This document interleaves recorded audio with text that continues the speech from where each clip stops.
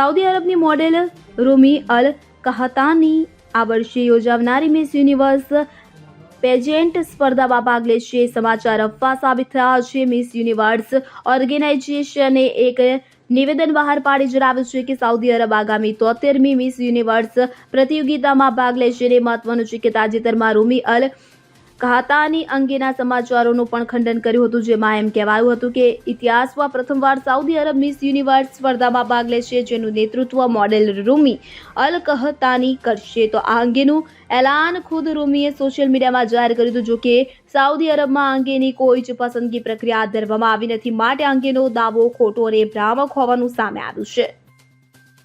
Bureau report CN24 news. હવે જુઓ દેશ દુનિયાની તમામ ખબરો તમારી આંગળીના ટેરવે. ઉઠાવો મોબાઈલ અને Google Play Store પરથી ડાઉનલોડ કરો અમારી CN24 ન્યૂઝ મોબાઈલ એપ.